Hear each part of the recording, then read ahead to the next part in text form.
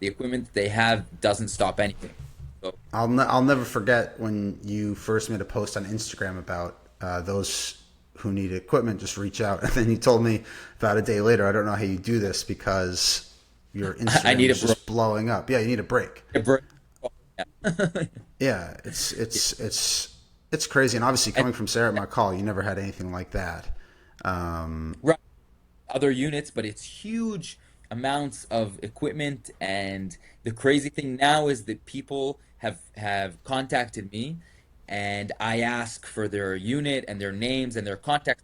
We want to check that they're really people who need it, and they're afraid to give me their names and the units. I know certainly in the reserves that a lot of soldiers have just said, "Listen, if you take our equipment away, I'm going home." So Yeah, that's been a good response to making sure that they are able to receive the proper equipment.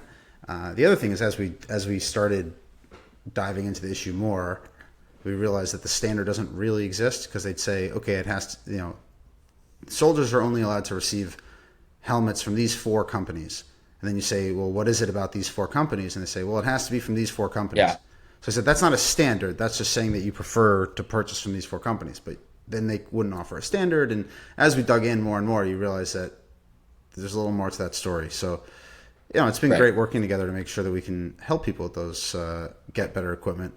Um, it's still crazy to me that this is the situation, how we got there. When you were in, obviously you're in an elite unit, but when you had friends who were in quote unquote more normal units, was it just an established fact that people had terrible equipment?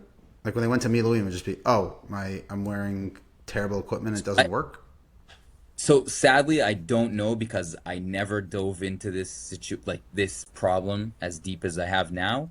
But I think that the general state was that yeah, we this is what we have, and that's it, and that's what we'll get. And if the day comes that we need good equipment, then we'll get it.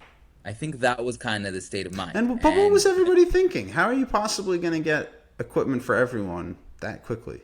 I I, yeah, I know they say Zemashiesh and Yebseder, but what is the plan? so there was no plan. It's as there was no plan. Yeah, we have too many. There are a lot. There are a specific amount. There's an X amount of reservists, and then a big minus X amount of equipment. It's always been that way, and that problem has never been addressed. And then we got to the doomsday, and a lot of soldiers don't have their equipment, Hey, and but even soldiers. it goes well beyond equipment though, right? You can go or at least ballistic protective equipment. You can talk about vehicles, the number of vehicles that they had for the units. I can even I talk can't to you about shoes. I have people who right are asking me for, yeah, shoes. any There's one every special forces unit that we spoke to that of the 14 guys on October 7th, only 5 had night vision. They didn't have enough scopes. Um, one of their cars broke down on the way down to go fight down yeah. south. Reservists for months and months and months paying for their own gas and using It's personal crazy. vehicles. Uh, you know, I'll tell you the Nagmash, the allegedly armored personnel carrier that's not really armored.